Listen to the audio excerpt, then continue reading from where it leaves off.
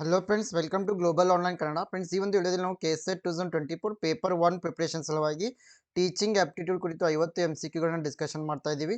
So ಈ ಒಂದು ಯೂನಿಟ್ನಿಂದ ನಿಮಗೆ 5 ಪ್ರಶ್ನೆಗಳು ಬಂದೇ ಬರ್ತವೆ. ಸೊ 10 ಅಂಕಗಳನ್ನ ಈ ಒಂದು ಯೂನಿಟ್ ನಿಮಗೆ ತಂದು ಕೊಡ್ತಾ ಇದೆ. ಸೊ ಅದೇ ರೀತಿ ಕೆಸೆಟ್ 2024 ಪೇಪರ್ 1ಗಾಗಿ ಟಾರ್ಗೆಟ್ 70 ಪ್ಲಸ್ ರಿವಿಷನ್ ಪ್ಯಾಕೇಜ್ ಅನ್ನ ಸ್ಟಾರ್ಟ್ ಮಾಡಿದ್ದೀವಿ. ಸೊ ಈ ಒಂದು ಪ್ಯಾಕೇಜ್ ನಲ್ಲಿ ನಿಮಗೆ 5000 ಪ್ಲಸ್ MCQs PDF ಸಿಗ್ತಾ ಇದೆ with explanation in English and also in Kannada. ಜೊತೆಗೆ 10 ಮಾಕ್ ಟೆಸ್ಟ್ಗಳನ್ನು ಕೊಡ್ತಾ ಇದ್ದೀವಿ. ಸೊ ಮತ್ತೆ ಶಾರ್ಟ್ ನೋಟ್ಸ್ ಮತ್ತೆ ಈ ಪ್ರೀವಿಯಸ್ ಇಯರ್ ಕ್ವಶನ್ಸ್ ಎಲ್ಲ ಕೂಡ ಇದರಲ್ಲಿ ಇನ್ಕ್ಲೂಡ್ ಇರ್ತದೆ. ಸೊ ಈ ಒಂದು ಪ್ಯಾಕೇಜ್ ಅನ್ನ ನೀವು ಜಾಯಿನ್ ಆಗಿದ್ದೆ ಆದಲ್ಲಿ ಸೊ ಪೇಪರ್ 1ಗೆ ಬೇಕಾದ ನಿಮಗೆ ರಿವಿಷನ್ ಇಲ್ಲಿ ಸಾಧ್ಯ ಆಗ್ತಾ ಇದೆ. ಇದರ ಜೊತೆಗೆ ಪೇಪರ್ 1 ನಲ್ಲಿ ನೀವು 70ಕ್ಕಿಂತ ಹೆಚ್ಚಿನ ಅಂಕಗಳನ್ನ ಗಳಿಸಬಹುದು.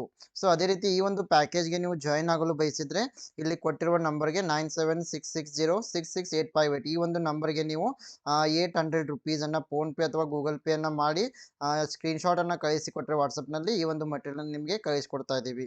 ಸೊ ಈ ಮಟೀರಿಯಲ್ ಇಂಗ್ಲೀಷ್ ಮತ್ತು ಕನ್ನಡ ಎರಡರಲ್ಲಿನೂ ನಿಮಗೆ ಸಿಗ್ತಾ ಇದೆ.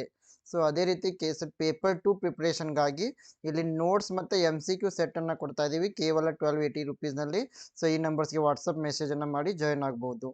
ಸೊ ಅದೇ ರೀತಿ ಫುಲ್ ಕೋರ್ಸ್ ಕೂಡ ಗ್ಲೋಬಲ್ ಆನ್ಲೈನ್ ಆ್ಯಪ್ನಲ್ಲಿ ಅವೈಲೇಬಲ್ ಇದೆ. ನೀವು ಗ್ಲೋಬಲ್ ಆನ್ಲೈನ್ ಆ್ಯಪ್ನ ಡೌನ್ಲೋಡ್ ಮಾಡಿ ಜಾಯಿನ್ ಆಗ್ಬೋದು. ಸೊ ಅದೇ ರೀತಿ global online Kannada Telegram group ಕೂಡ ಇದೆ, ಜಾಯಿನ್ ಆಗ್ಬೋದು. So let us move to the questions. Here the first question is, in which of the following subjects role playing can be mainly useful for teaching? So ಈ ಕೆಳಗಿನ ಯಾವ ವಿಷಯಗಳಲ್ಲಿ ಈ roll playing ಮುಖ್ಯವಾಗಿ ಬೋಧನೆಗೆ ಉಪಯುಕ್ತವಾಗಿದೆ? ಸೊ ಯಾವ ವಿಷಯಗಳಲ್ಲಿ ಈ ರೋಲ್ ಪ್ಲೇಯಿಂಗ್ ಅನ್ನು ನಾವು ಹೆಚ್ಚಾಗಿ ಬಳಕೆ ಮಾಡ್ತಾ ಇದ್ದೀವಿ? Option A history, option B science subjects, option C mathematics, option D language. Yes, here the right answer for this question is option A, history is the right answer. ಏಕೆಂದರೆ ಇತಿಹಾಸವನ್ನು ಕಲಿಸಬೇಕಾದ್ರೆ ನಾವು ಇಲ್ಲಿ ರೋಲ್ ಪ್ಲೇಯಿಂಗ್, ಇನ್ನೊಬ್ಬರ ಪಾತ್ರವನ್ನ ನಿರ್ವಹಿಸುವುದು, ಇದನ್ನು ನಾವು use ಮಾಡ್ತಾ ಇದ್ದೀವಿ. So role playing it is a method of instruction that meets the needs individuals take on the roles of other people and act out the others feeling. So ಇನ್ನೊಬ್ಬ ವ್ಯಕ್ತಿಯಂತೆ ನಟನೆ ಮಾಡುವುದಕ್ಕೆ ನಾವು ರೋಲ್ ಪ್ಲೇಯಿಂಗ್ ಅಂತೀವಿ. Question number 2, if a student asks questions on some unrelated topic in the class, as a teacher you will. So ವಿದ್ಯಾರ್ಥಿ ಏನು ಮಾಡ್ತಾ ಇದ್ದಾನೆ, ತರಗತಿಯಲ್ಲಿ ಸಂಬಂಧವಿಲ್ಲದ ವಿಷಯದ ಮೇಲೆ ಪ್ರಶ್ನೆಯನ್ನ ಕೇಳ್ತಾ ಇದ್ದಾನೆ. ಯಾವಾಗ ಶಿಕ್ಷಕರು ಏನನ್ನ ಮಾಡಬೇಕು? Option A, allow him to ask unrelated questions, ಅಂದರೆ ಸಂಬಂಧವಿಲ್ಲದ ಪ್ರಶ್ನೆಗಳನ್ನ ಕೇಳಲು ಅವನಿಗೆ ಅನುಮತಿ ನೀಡುವುದು. Option B, not allow him to ask unrelated questions, so ವಿದ್ಯಾರ್ಥಿಗೆ ಇಂಥ ಪ್ರಶ್ನೆಗಳನ್ನ ಕೇಳದಂತೆ ಹೇಳುವುದು. Option C, answer the question after the class, ವರ್ಗದ ನಂತರ ಪ್ರಶ್ನೆಗೆ ಉತ್ತರಿಸುವುದು. Option D, consider it as an act of indiscipline, ಇದನ್ನು ವಿವೇಚನೆ ಇಲ್ಲದ ಕಾರ್ಯ ಅಂತ ಪರಿಗಣಿಸುವುದು. Yes, here the right answer is option C. So answer the question after the class. So ಇಂಥ ಪ್ರಶ್ನೆಗಳನ್ನ ಅನ್ರಿಲೇಟೆಡ್ ಕ್ವಶನ್ಸ್ ಅನ್ನ ವಿದ್ಯಾರ್ಥಿಗಳು ಯಾವಾಗಾದ್ರೂ ಕೇಳಿದ್ರೆ ಶಿಕ್ಷಕರು ಆ ಪ್ರಶ್ನೆಗಳನ್ನ ತರಗತಿಯ ನಂತರ ಉತ್ತರಿಸಬಹುದು. ಸೊ ಆಪ್ಷನ್ ಸಿ ಇಲ್ಲಿ ಸರಿಯಾಗಿದೆ. So question number 3, CAI stands for, CAI ಅಂತಂದ್ರೆ so the right answer is option B, computer assisted instruction. So option B is correct. Yes, computer assisted instruction, it is an interactive instructional technique whereby a computer is used to present the instructional material and monitor the learning that takes place. Question number 4, which of the following is the most important single factor in underlying the success of beginning as a teacher? ಶಿಕ್ಷಕರಾಗಿ ಪ್ರಾರಂಭವಾಗುವ ಯಶಸ್ಸಿಗೆ ಆಧಾರವಾಗಿರುವ ಕೆಳಗಿನವುಗಳಲ್ಲಿ ಯಾವುದು ಪ್ರಮುಖ ಅಂಶವಾಗಿದೆ? Option A scholarship, option B communicative ability, option C personality and its ability to relate to the class and the pupils, option D organisational ability. Yes, ನೀವು ಶಿಕ್ಷಕರಾಗಿ ಪ್ರಾರಂಭದಲ್ಲಿ ಯಶಸ್ಸನ್ನು ಸಾಧಿಸಬೇಕಾದ್ರೆ ಪ್ರಮುಖ ಅಂಶ ಯಾವುದು ಅಂತಂದ್ರೆ ನಿಮಗೆ ವ್ಯಕ್ತಿತ್ವ ಮತ್ತೆ ವರ್ಗ ಮತ್ತೆ ವಿದ್ಯಾರ್ಥಿಗಳನ್ನ ಈ ಮೂರನ್ನು ಸಂಬಂಧಿಸುವ ಸಾಮರ್ಥ್ಯ ನಿಮ್ಮಲ್ಲಿರಬೇಕು. Teacher must have ability to personality and ability to relate the class and the pupils. Question number 5, which combination of teaching methods listed below would encourage the learner centered paradigm? ಕೆಳಗೆ ಪಟ್ಟಿ ಮಾಡಲಾದ ಬೋಧನಾ ವಿಧಾನಗಳ ಯಾವ ಸಂಯೋಜನೆಯು ಕಲಿಯುವವರ ಕೇಂದ್ರಿತ ಮಾದರಿಯನ್ನು ಉತ್ತೇಜಿಸುತ್ತದೆ? Option A, individualised instruction and lecture method, ವೈಯಕ್ತಿಕ ಸೂಚನೆ ಮತ್ತು ಉಪನ್ಯಾಸ ವಿಧಾನ. Option B, simulation and demonstration. Option C, lecture method and experimentation, ಉಪನ್ಯಾಸ ವಿಧಾನ ಮತ್ತು ಪ್ರಯೋಗ ವಿಧಾನ. Option D, projects and direct experiences, ಯೋಜನೆ ಮತ್ತು ನೇರ ಅನುಭವ. Yes, here the right answer is option D, projects and direct experiences is the right answer. So teacher centered method and learner centered methods. In teacher center, students are passively receiving the information. In student center, students are actively receiving the information. In teacher center, teacher's role is primary information giver, and in student center, teacher's role is to coach and facilitate learning. Question number 6, blackboard can be included in which group of teaching aids? ಬೋಧನಾ ಸಾಧನಗಳ ಯಾವ ಗುಂಪಿನಲ್ಲಿ ಈ ಕಪ್ಪು ಹಲಗೆಯನ್ನು ಸೇರಿಸ್ತಾ ಇದ್ದೀವಿ? Option A audio aids, option B visual aids, option C audio visual aids, option D none of the above. Yes, block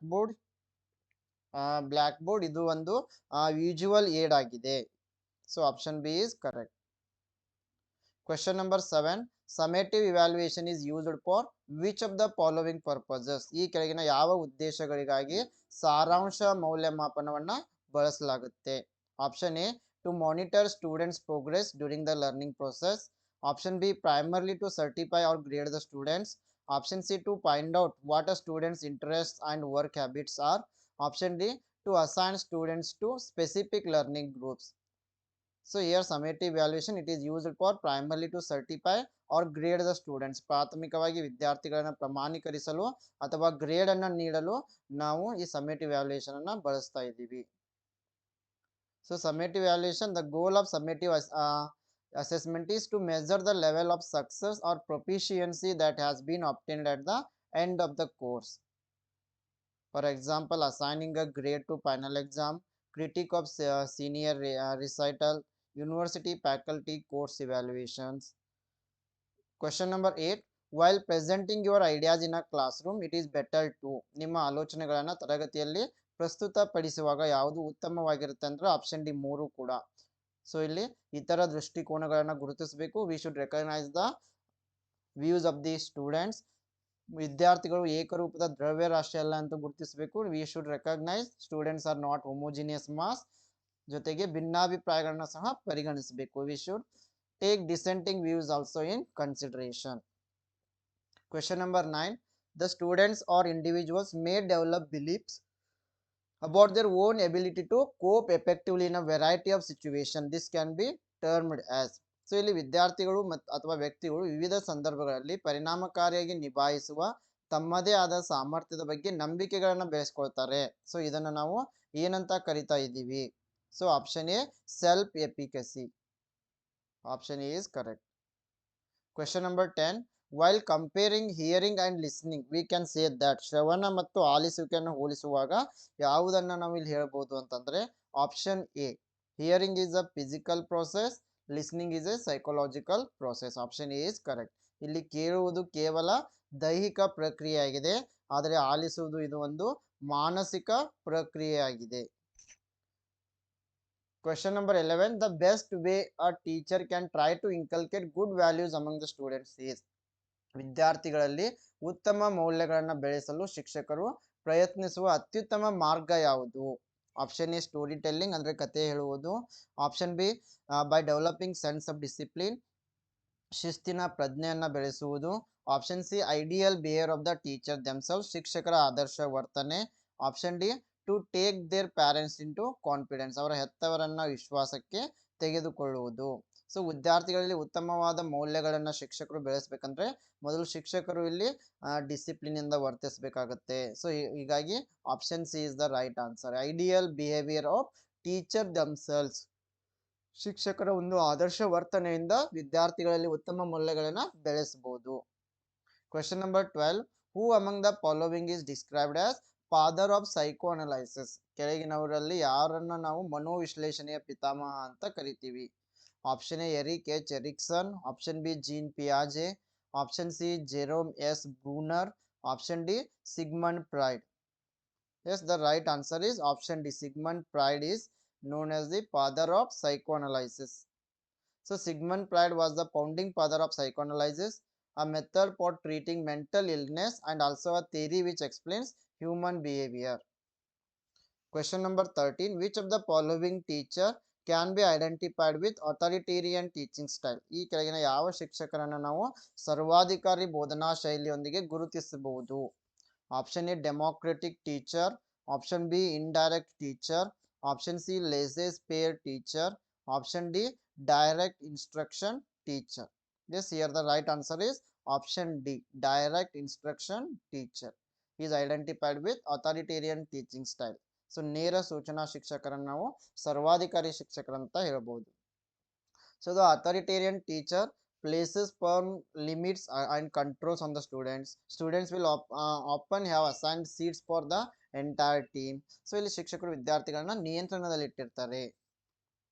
Question number 14. Which process of communication is the best for controlling noise in a class? ವರ್ಗ ಕೋಣೆಯಲ್ಲಿ ಶಬ್ದವನ್ನು ನಿಯಂತ್ರಿಸಲು ಯಾವ ಸಂವಹನ ಪ್ರಕ್ರಿಯೆ ಉತ್ತಮವಾಗಿದೆ? Option A saying do not talk, option B raising one's voice above the students level, option C remaining calm and just looking at the students, option D continue teaching without caring for noisy class. So ಇಲ್ಲಿ ಒಂದು ಉತ್ತಮ ಮಾರ್ಗ ಯಾವುದು ಅಂತಂದ್ರೆ remaining calm and just looking at the students. So ನಾವು ಶಿಕ್ಷಕರು ಸ್ವಲ್ಪ ಹೊತ್ತು ಶಾಂತವಾಗಿದ್ದು ವಿದ್ಯಾರ್ಥಿಗಳ ಕಡೆ ನೋಡಿದ್ರೆ ವಿದ್ಯಾರ್ಥಿಗಳು ಸ್ವತಃ ಶಾಂತರಾಗ್ತಾ ಇದ್ದಾರೆ. ಸೊ ಹೀಗಾಗಿ option C is right. Question number 15. Diversity in student demographics requires common academic standards too. So the right answer is option A, provide a common benchmark for assessment. ವಿದ್ಯಾರ್ಥಿಗಳ ಜನಸಂಖ್ಯಾ ಶಾಸ್ತ್ರದಲ್ಲಿನ ವೈವಿಧ್ಯತೆಗೆ ಸಾಮಾನ್ಯ ಶೈಕ್ಷಣಿಕ ಮಾನದಂಡಗಳು ಏಕೆ ಬೇಕಾಗ್ತವೆ ಅಂತಂದ್ರೆ ಮೌಲ್ಯಮಾಪನಕ್ಕಾಗಿ ಸಾಮಾನ್ಯ ಮಾನದಂಡವನ್ನ ಒದಗಿಸುವ ಸಲುವಾಗಿ. So option A is right. Next question number 16. To maintain interest among students in a class, a teacher should. So ತರಗತಿಯಲ್ಲಿ ವಿದ್ಯಾರ್ಥಿಗಳಲ್ಲಿ ಆಸಕ್ತಿಯನ್ನು ಕಾಪಾಡಿಕೊಳ್ಳಲು ಶಿಕ್ಷಕರು ಏನನ್ನು ಮಾಡಬೇಕು? Option A make maximum use of teaching aids, ಬೋಧನಾ ಸಾಮಗ್ರಿಗಳನ್ನು ಬಳಸುವುದು, ಆಪ್ಷನ್ ಬಿ ಡಿಸ್ಕಸ್ ಚರ್ಚಿಸುವುದು, option C ask questions intermediately ಅಂದ್ರೆ ಮಧ್ಯದಲ್ಲಿ ಪ್ರಶ್ನೆಗಳನ್ನ ಕೇಳುವುದು, option D all of the above ಮೇಲಿನ ಎಲ್ಲ. Yes, here the correct answer is option D all of the above are correct. So ವಿದ್ಯಾರ್ಥಿಗಳಲ್ಲಿ ಆಸಕ್ತಿಯನ್ನು ಕಾಪಾಡಲು ನಾವು ಅವರಿಗೆ ಬೋಧನಾ ಸಾಧನೆಗಳನ್ನು ಬಳಸಬೇಕು, ಚರ್ಚೆಯನ್ನು ಮಾಡಬೇಕು ಮತ್ತೆ ಪ್ರಶ್ನೆಗಳನ್ನು ಸಹ ಕೇಳಬೇಕು. Question number 17. A teacher is strict in maintaining discipline in the class both in curricular and extra curricular activities. However, there is always room for discussion regarding clarification of doubts in teaching, learning and conducting other activities. What is the approach of teacher towards students? So ಇಲ್ಲಿ ಪಠ್ಯಕ್ರಮ ಮತ್ತೆ ಪಠ್ಯೇತರ ಚಟುವಟಿಕೆಗಳಲ್ಲಿ ಶಿಕ್ಷಕರು ತುಂಬಾ ಶಿಸ್ತಿನಿಂದ ನಡೆದುಕೊಳ್ತಾ ಇದ್ದಾರೆ. ಆದರೆ ಬೋಧನೆ ಕಲಿಕೆ ವಿಷಯದಲ್ಲಿ ಮತ್ತೆ ಇತರ ಚಟುವಟಿಕೆಗಳನ್ನು ನಡೆಸುವಾಗ ಚರ್ಚೆಗೂ ಕೂಡ ಮುಕ್ತ ಅವಕಾಶವನ್ನು ನೀಡ್ತಾ ಇದ್ದಾರೆ. ಹಾಗಾದ್ರೆ ವಿದ್ಯಾರ್ಥಿಗಳ ಬಗ್ಗೆ ಶಿಕ್ಷಕರ ನಿಲುವೇನು ಅಂದಾಗ option C flexible. Question number 18. A teacher can establish rapport with the students by. ಒಬ್ಬ ಶಿಕ್ಷಕರು ವಿದ್ಯಾರ್ಥಿಗಳೊಂದಿಗೆ ಯಾವ ರೀತಿ ಸಂಬಂಧವನ್ನ ಸಾಧಿಸಬಹುದು? Option A becoming a figure of authority, option B impressing students with knowledge and skill, option C playing the role of a guide, option D becoming a friend to the students. Yes, the right answer is option B, a teacher has to impress the students with his knowledge and skills. ಶಿಕ್ಷಕರು ಯಾವಾಗಲೂ ತಮ್ಮ ಜ್ಞಾನ ಮತ್ತೆ ಕೌಶಲ್ಯದಿಂದ ವಿದ್ಯಾರ್ಥಿಗಳನ್ನು ಮೆಚ್ಚಿಸುವುದರ ಮೂಲಕ ಉತ್ತಮ ಸಂಬಂಧವನ್ನ ಬೆಳೆಸಬಹುದು. Building rapport with students can be a remarkably effective way to improve classroom management, but there is some confusion over what rapport is and how one goes about building it. So ವಿದ್ಯಾರ್ಥಿಗಳೊಂದಿಗೆ ಉತ್ತಮವಾದ ಸಂಬಂಧವನ್ನು ಹೊಂದಿರುವುದು ತುಂಬಾನೇ ಅವಶ್ಯವಾಗಿರುತ್ತೆ. Question number 19. By which of the following methods true evaluation of the students is possible? ಈ ಕೆಳಗಿನ ಯಾವ ವಿಧಾನಗಳಿಂದ ವಿದ್ಯಾರ್ಥಿಗಳ ನಿಜವಾದ ಮೌಲ್ಯಮಾಪನ ಸಾಧ್ಯವಾಗುತ್ತೆ? Option A evaluation at the end of the course, ಅಂದ್ರೆ ಯಾವುದೇ ಒಂದು ಕೋರ್ಸ್ನ ಕೊನೆಯಲ್ಲಿ ಮೌಲ್ಯಮಾಪನ ಮಾಡುವುದು. Option B evaluation twice in a year, ವರ್ಷದಲ್ಲಿ 2 ಬಾರಿ ಮೌಲ್ಯಮಾಪನ ಮಾಡುವುದು. ಆಪ್ಷನ್ ಸಿ ಕಂಟಿನ್ಯೂಯಸ್ ಇವ್ಯಾಲ್ಯೂಯೇಷನ್, ನಿರಂತರ ಮೌಲ್ಯಮಾಪನ. ಆಪ್ಷನ್ ಡಿ ಫಾರ್ಮೇಟಿವ್ ಇವ್ಯಾಲ್ಯೂಯೇಷನ್, ರಚನಾತ್ಮಕ ಮೌಲ್ಯಮಾಪನ. Yes, here the right answer is option C continue evaluation. So continuous assessment, it is a form of educational examination that evaluates the students progress throughout a prescribed course. So ಈ ಒಂದು continuous evaluation ನಿರಂತರ ಮೌಲ್ಯಮಾಪನದಲ್ಲಿ ವಿದ್ಯಾರ್ಥಿಗಳನ್ನ ಯಾವುದೇ ಒಂದು course ಆರಂಭವಾದ ನಂತರ course ಮುಗಿಯೋರು ಕೂಡ ನಿರಂತರವಾಗಿ ಮೌಲ್ಯಮಾಪನವನ್ನು ಮಾಡಲಾಗುತ್ತೆ. Question number 20. When a student takes the same test twice, it is referred as. So ಒಬ್ಬ ವಿದ್ಯಾರ್ಥಿ ಒಂದೇ ಪರೀಕ್ಷೆಯನ್ನ 2 ಬಾರಿ ತೆಗೆದುಕೊಂಡ್ರೆ ಅದನ್ನ ಏನಂತ ಕರಿತೀವಿ ಅಂತಂದ್ರೆ option C test retest. Test retest reliability measures test consistency. The reliability of a test measured over time. So here the student is going to give the same test twice. Question number 21. One of the important theories of moral development was proposed by. ನೈತಿಕ ಬೆಳವಣಿಗೆಯ ಪ್ರಮುಖ ಸಿದ್ಧಾಂತಗಳಲ್ಲಿ ಒಂದನ್ನ ಯಾರು ಪ್ರಸ್ತಾಪಿಸಿದರು? The right answer is option A, Lawrence Kohlberg. So Lawrence Kohlberg expanded on the earlier work of cognitive theorist Jean Piaget to explain the moral development of children, which he believed follows a series of stages. Kohlberg defined three levels of moral development: pre-conventional, conventional, and post-conventional. Question number 22. All teaching assertion is all teaching should aim at ensure learning. Reason is all learning results from teaching. The right answer is option C. Here assertion is true, reason is false. ಏಕೆಂದರೆ all teaching should aim at ensure learning. So ಬೋಧನೆ ಮುಖ್ಯ ಉದ್ದೇಶ ಕಲಿಕೆ ಆಗಿರುತ್ತೆ, ಇದು ಸರಿಯಾಗಿದೆ. ಆದರೆ reason all learning results from teaching. So ಕೇವಲ ಬೋಧನೆಯಿಂದ ಮಾತ್ರ ಕಲಿತಾರೆ ಅಂತ ಹೇಳಕ್ ಬರಲ್ಲ. ಸೊ ಹೀಗಾಗಿ ರೀಸನ್ ಇಲ್ಲಿ ತಪ್ಪಾಗಿದೆ. Question number 23. National Literacy Mission was established in.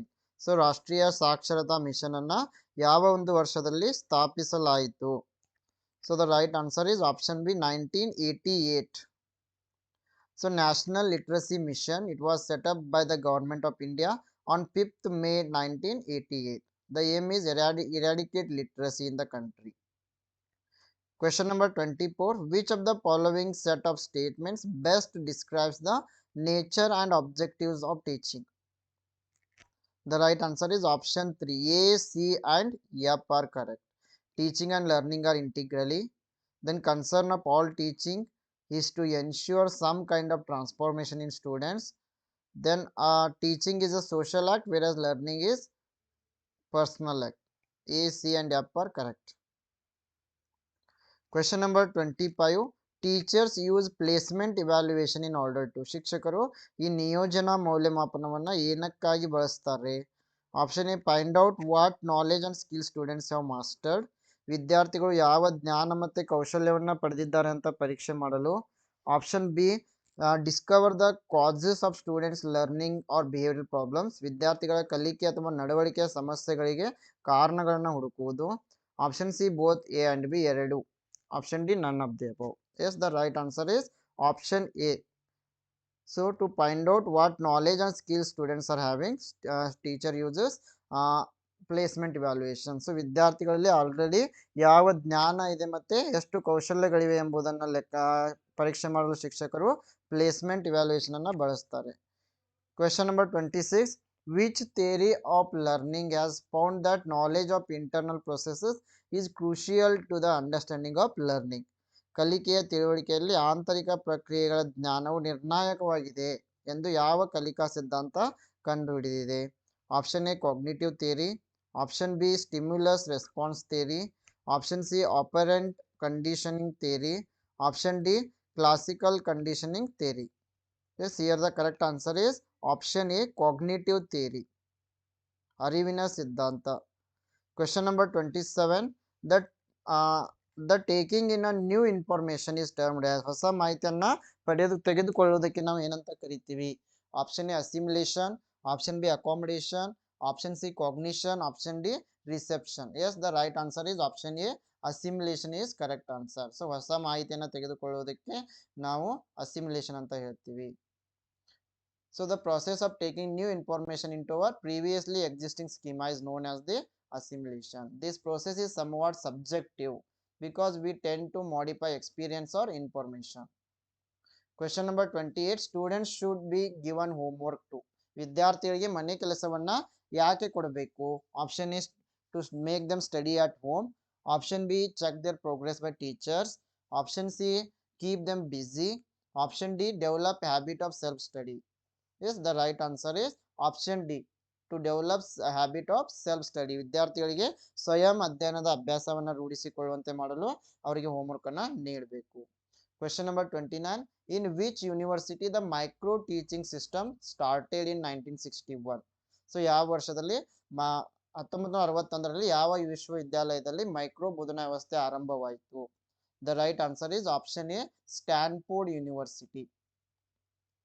So Stanford University, officially Leland Stanford Junior University. It is a private research university in Stanford at Stanford in California. The university was founded in 1885 by Leland and Jane Stanford in memory of their only child.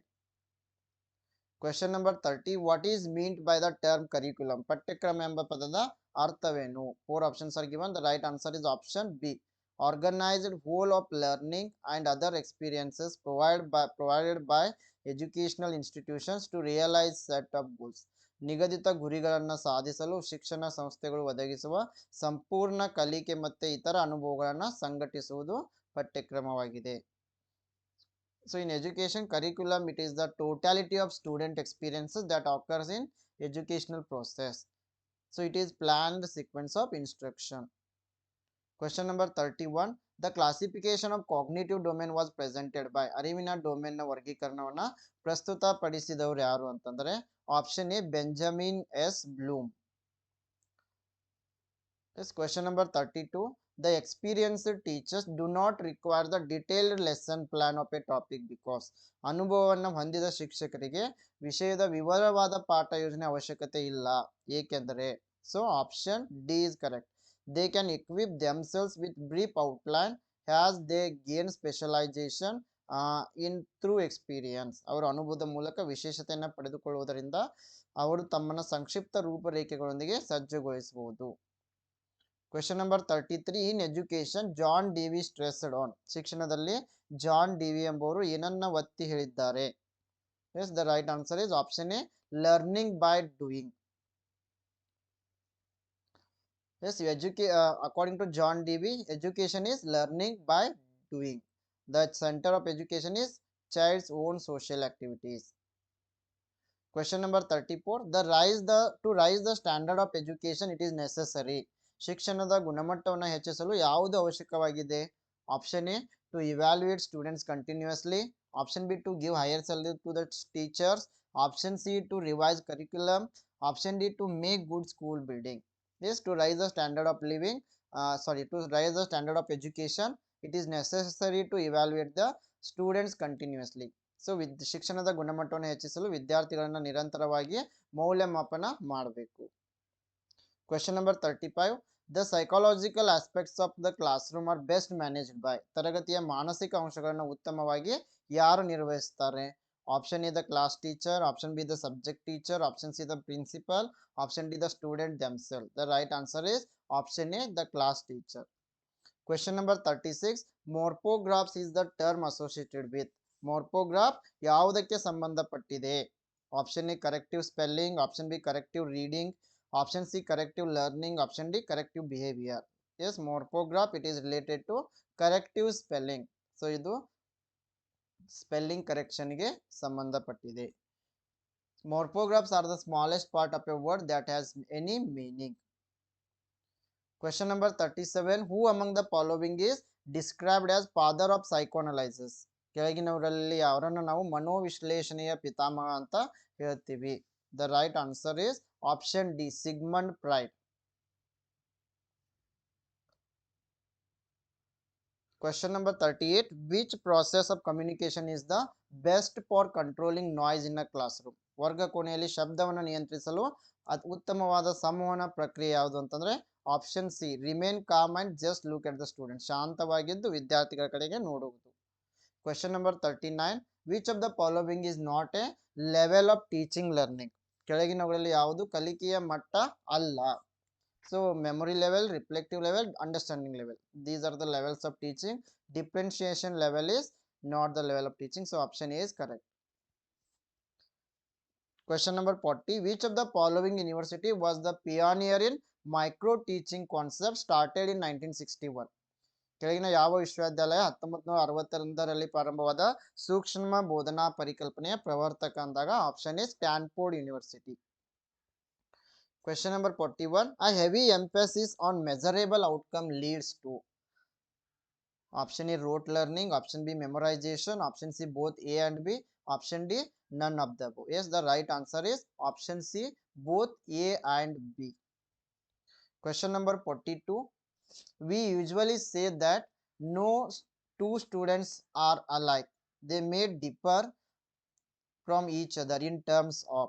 ಸಾಮಾನ್ಯವಾಗಿ ಇಬ್ಬರು ವಿದ್ಯಾರ್ಥಿಗಳು ಸಮಾನವಾಗಿ ಇಲ್ಲ ಎಂದು ನಾವು ಹೇಳ್ತೇವೆ. ಅವರು ಪರಸ್ಪರ ಡ್ಯಾಶ್ ವಿಷಯದಲ್ಲಿ ಭಿನ್ನವಾಗಿರಬಹುದು. Option A up bringing and social status, option B aptitude, option C attitude, option D all of the above. Yes, all of the above is the right answer. Question number 44. The best way to memorize is. ನೆನಪಿನಲ್ಲಿಟ್ಟುಕೊಳ್ಳಲು ಉತ್ತಮವಾದ ಮಾರ್ಗ ಯಾವುದು? Option A study for long time, option B to understand the concept, option C to read loudly, option D to write the concept. Yes the best way to memorize is to understand the concept. ನಾವು ಪರಿಕಲ್ಪನೆಯನ್ನು ಸರಿಯಾಗಿ ಅರ್ಥ ಮಾಡಿಕೊಂಡ್ರೆ ನೆನಪಿನಲ್ಲಿ ಇಟ್ಕೊಳ್ಬಹುದು. Question number 45. Failure of teacher to communicate his ideals well to the students may result in. ಶಿಕ್ಷಣ ಸಂವಹನಕ್ಕೆ ಉತ್ತಮವಾದ ಆದರ್ಶವು ವಿಫಲವಾಗಿದೆ. ಇದಕ್ಕೆ ಕಾರಣ ಏನು ಅಂತಂದ್ರೆ option D all of the above. Classroom indiscipline, option B loss of students interest in the topic, option C increased number of absentees. Question number 46. Educational technology is useful because. So ಶೈಕ್ಷಣಿಕ ತಂತ್ರಜ್ಞಾನ ಏನಕ್ಕೆ ಉಪಯುಕ್ತವಾಗಿದೆ ಅಂದ್ರೆ option D it attract students towards teaching learning activities. So ಈ ಒಂದು ತಂತ್ರಜ್ಞಾನವನ್ನು ಬಳಸುವುದರಿಂದ ವಿದ್ಯಾರ್ಥಿಗಳು ಬೋಧನಾ ಕಲಿಕಾ ಚಟುವಟಿಕೆಗಳ ಕಡೆಗೆ ಆಕರ್ಷಿತರಾಗ್ತಾ ಇದ್ದಾರೆ. Question number 47. Maximum participation of students is possible in teaching through. ಬೋಧನೆಯಲ್ಲಿ ವಿದ್ಯಾರ್ಥಿಗಳ ಗರಿಷ್ಠ ಭಾಗವಹಿಸುವಿಕೆ ಯಾವುದರಿಂದ ಸಾಧ್ಯ? Option A lecture method, option B discussion, option C text book method, option D audio visual aids. Yes, the right answer is option B discussions. Question number 48. Has a teacher, what will you do if students do not attend your class? ಶಿಕ್ಷಕರಾಗಿ ವಿದ್ಯಾರ್ಥಿಗಳು ನಿಮ್ಮ ತರಗತಿಯನ್ನು attend ಮಾಡದೇ ಇದ್ರೆ ನೀವು ಏನು ಮಾಡ್ತೀರಾ? The right answer is option D. Try to understand the reason and try to eliminate them. So ವಿದ್ಯಾರ್ಥಿ ಏಕೆ ತರಗತಿಯಲ್ಲಿ ಹಾಜರಾಗ್ತಾ ಇಲ್ಲ ಎಂಬುದಕ್ಕೆ ಕಾರಣಗಳನ್ನ ಕಂಡುಹಿಡಿದು ಪರಿಹರಿಸಬೇಕು. Question number 49. The intellectual skills are reflected by. ಬೌದ್ಧಿಕ ಕೌಶಲ್ಯಗಳು ಏನನ್ನ ಪ್ರತಿಬಿಂಬಿಸ್ತಾ ಇದೆ ಅಂತಂದ್ರೆ option A cognitive domain. Question number 50. Who has the least chance of becoming an effective teacher? ಯಾರು ಪರಿಣಾಮಕಾರಿ ಶಿಕ್ಷಕರಾಗಲು ಕನಿಷ್ಠ ಅವಕಾಶವಿದೆ ಅಂತಂದ್ರೆ option C one who has no interest in teaching. ಬೋಧನೆಯಲ್ಲಿ ಆಸಕ್ತಿ ಇಲ್ಲದವರು. Okay friends, this is about today session. KSET 2024 paper 1 preparation ಗಾಗಿ target 70+ revision package ಅನ್ನು ನೀಡ್ತಾ ಇದೀವಿ. ಇದರಲ್ಲಿ 5000+ MCQs PDF with explanation, 10 mock test, notes ಮತ್ತೆ PYQ ಗಳನ್ನ ನೀಡ್ತಾ ಇದ್ದೀವಿ ಕೇವಲ 799 rupees ನಲ್ಲಿ. ಸೊ ನೀವು ಜಾಯಿನ್ ಆಗಲು ಈ ನಂಬರ್ಗೆ ಫೋನ್ ಪೇ ಅಥವಾ ಗೂಗಲ್ ಪೇ ಅನ್ನ ಮಾಡಿ ವಾಟ್ಸ್ಆಪ್ ನಲ್ಲಿ ಸ್ಕ್ರೀನ್ ಶಾಟ್ ಅನ್ನ ಕಳಿಸಿಕೊಟ್ರೆ ಮಟೀರಿಯಲ್ ಅನ್ನು ನಿಮಗೆ ಕಳಿಸ್ಕೊಡ್ತಾ ಇದ್ದೀವಿ. ಪೇಪರ್ 2 ಗಾಗಿ ನೋಟ್ಸ್ ಮತ್ತೆ MCQ ಸೆಟ್ ಅನ್ನ ಕೊಡ್ತಾ ಇದ್ದೀವಿ 1280 rupees ನಲ್ಲಿ. ಈ ನಂಬರ್ಸ್ಗೆ ವಾಟ್ಸ್ಆಪ್ ಮೆಸೇಜ್ ಅನ್ನ ಮಾಡಬಹುದು. So global online Kannada app ಅನ್ನ ಡೌನ್ಲೋಡ್ ಮಾಡಿಕೊಂಡು ಕೂಡ ನೀವು KSET ಪೇಪರ್ 1 ಕಂಪ್ಲೀಟ್ ಕೋರ್ಸ್ ಜಾಯಿನ್ ಆಗಬಹುದು. Yes, I wish all the best to all. Thank you.